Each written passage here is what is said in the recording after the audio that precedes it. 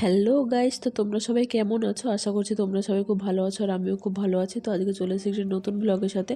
সবার প্রথমে সবাইকে জানাই শুভ দীপাবলি। তো আমার গলা শুনে তো সবাই বুঝতেই পারছো যে জোরদার ঠান্ডা লেগে গেছে। তো ভয়েস ওভার যেহেতু পরে দিচ্ছি আর খুবই ঠান্ডা লেগে গেছিলো। তো আজকে যেহেতু দীপাবলি, প্রথমেই আমি বাড়িতে মোমবাতি ধরিয়ে নিচ্ছিলাম। এর আগের ব্লগটা যারা যারা দেখেছো তারা দেখেছো যে ঠাকুর আনতে গেছিলাম। ঠাকুর আনার পরে কিন্তু এই মোমবাতিগুলো ধরিয়ে তারপরে আবার এসেছিলাম ঠাকুরের এখানে। তো এখানে সবাই ভোগ রান্না করবে দেখে সব কিছু জোগাড় টোগাড় করছিল। আর ওই যে আমাদের মা কিন্তু প্যান্ডেলে বসে আছে, আর ওদিকে সব গোছগাছ চলছিল।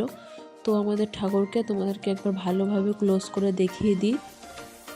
আর পুজো হবে কিন্তু অনেক রাতেই, মানে 11টার দিকে পুজোতে বসবে। আর এদিকে আমার মাম্মামকে দেখো, ওকে সাজুগুজু করিয়ে দিয়েছিলাম। এটা ওর একটা দিদুন হয়, তো দিদুনের সাথে ভালোই গল্প মজা করছে, সবার সাথে হাসি ঠাট্টা করছে। ও তো খুবই খুশি ছিল এত লোকজন সব কিছু দেখে।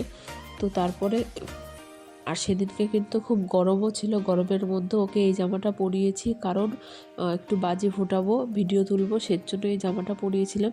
তো পরে আবার খুলেও দিয়েছি। তো ওদিকে রান্নাবান্না হচ্ছে, এদিকে কিন্তু সব ফল টল কাটাকাটি হচ্ছে, যেহেতু অনেকটাই রাত হয়ে গেছে।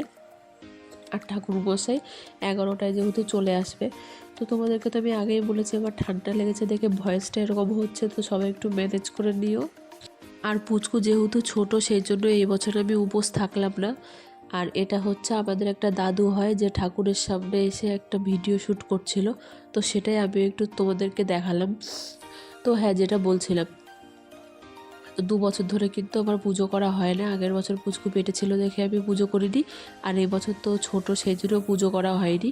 আশা করি সামনের বছর থেকে আবার পুজো করব এবং তোমাদের সাথে সবটা শেয়ারও করতে পারবো।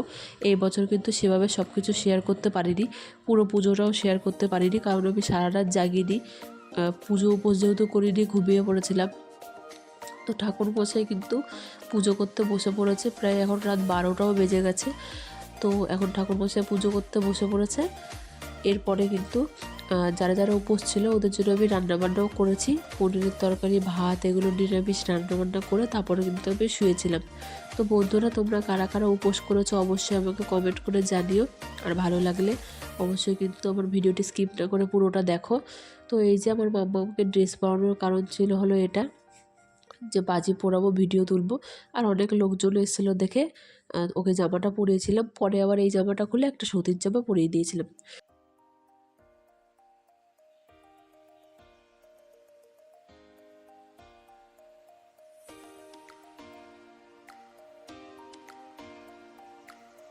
তো চলো বন্ধুরা, ভিডিওটি আজকের মতো এইটুকুই। তোমাদের কেমন লাগলো অবশ্যই আমাকে জানিও। লাইক, কমেন্ট, শেয়ার ও সাবস্ক্রাইব করে দিও। চ্যানেলে নতুন থাকলে, ভালো লাগলে অবশ্যই কিন্তু একটা লাইক করো, ভুলে যেও না। আর হ্যাঁ, আমার নিজের ভয়েসটা আমি নিজেই শুনতে পাচ্ছি একদমই ভালো আসছে না, যেহেতু আমার খুবই ঠান্ডা লেগেছে। আমি প্রায় 3-4 দিন ধরেই ঠান্ডা লেগেছে, কমছে না, কিছু করারও নেই। আর যেহেতু আমাকে ভিডিও ছাড়তে হবে, সেজন্য ভয়েস ওভার দিতেই হবে। তো বন্ধুরা, প্লিজ তোমরা একটু ম্যানেজ করে নিও।